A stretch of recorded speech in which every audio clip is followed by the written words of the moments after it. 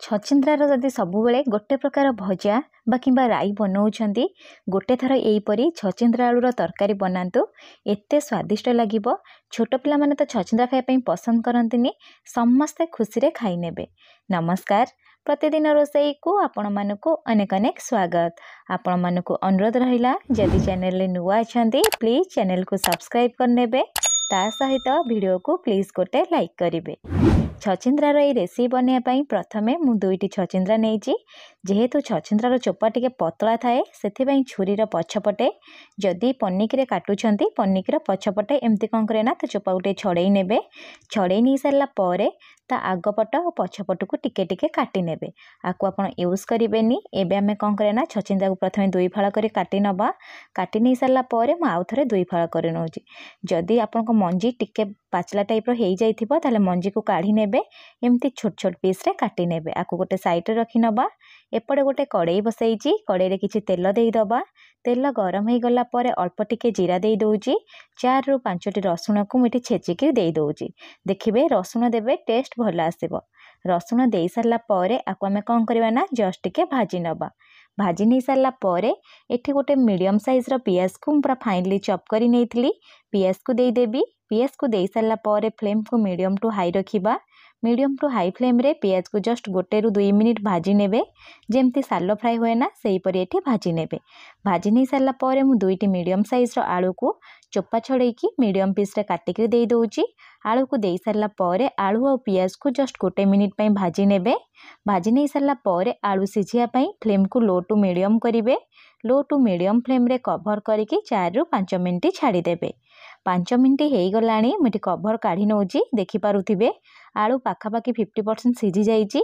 एबे आमे कौन करिया ना आलू को टिके जस्ट 1 मिनिट भाजी नबा। तापर काटिकी रखिथिबा छचिंद्रा को एठी देई दबा। गोटे कथा केवल ध्यान देबे, छचिंद्रा तले चोपा छड़ौचंती तापर धोई नेबे, तापर जाइकी काटिबे। जेहेतु छचिंद्रा रे बहुत सारा पानी रही जाई थाए सेते काटी सारला परे जमा भी धोइबेनी। देई सारला परे जस्ट 1 ରୁ 2 minute medium to high flame रे भाजी नबा। भाजी नहीं सारला परे कवर करिकी सबु परिबा सिझिया पई पाखापाखि 5 मिनिट छाड़ी दबा। 5 मिनिट हो गलानी मु एबे कवर काढ़ी नेबी।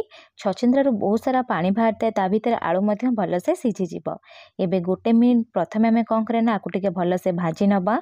भाजी नहीं सारला परे मोठी गोटे मीडियम साइज रो टमाटो को काटिक दे दउची। टेस्ट टिके खटा खटा टाइप रो लागिवो। आपण जदि चाहिबे टमाटो को एठी स्किप करि परिबे। ता सहित स्वाद हिसाब रे लूण देई दबा।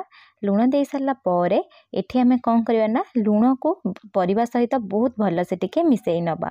मिसेई नहीं सारला पर पुणी थर टिके कवर लगई देबे। कवर लगे कि 2 ରୁ 3 मिनिट छाड़ी देबे।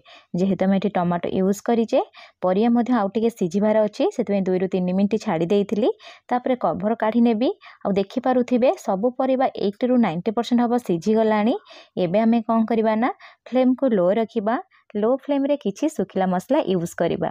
जो घरे हमर बेसिक मसला यूज हुए मु सेही मसला एठी देइछि। आधा चम्मच काश्मीरी चिली पाउडर दे दबा। आधा चम्मच मुठी दे दउछि धनिया गुंड।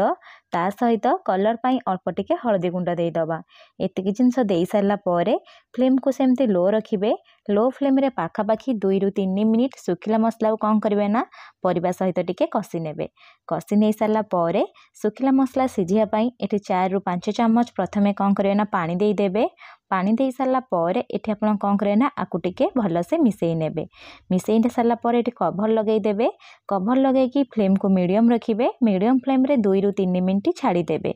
ता भीतर चलंतु गोटे स्वतंत्र मसला बनेई नबा जहा पर टेस्ट पूरा डबल आसीबो। सेथिपई मु एठी कौन करछि ना गोटे मिक्सिंग जार नेइछि सेथरे अल्प टिके बादाम दे देबी। एठी भजा बादाम यूज करछि।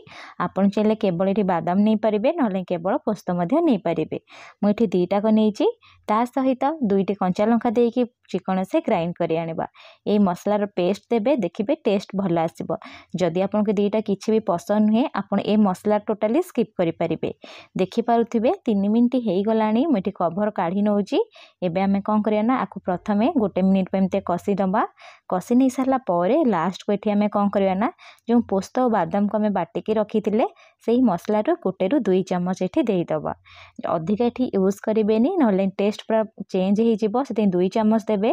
2 चम्मच दे सारला परे एठी आमे कोन करे ना 1 ରୁ 2 मिनिट आकु टिके भल से मिसेई नबा। जेहेतु आमे एठी बादाम यूज करिजे ना झोल पूरा मोटा टाइप्र हो आम कौन करा ना कभर लगेदबा 2 मिनिट छाड़ीदबा बेसी समय छाड़बेनी ना तलू लग 2 मिनिट हो गला मुझे कभर काढ़ी नौ देखिपे तेल पूरा परिवार छाड़ा स्टार्ट हो गला तरकारी छाड़ा स्टार्ट हो गला एवं आम कौन करा ना आपको टिके भलसे मिसई नवा एवं आमर छचिंद्रा आलू पोस्त दिया तरकारी पूरा पूरी बनिकी रेडी सरला आपण को गोटे थर बनातु केमिति बनिला मो सहित कमेंट सेक्शन रे शेयर करंतु।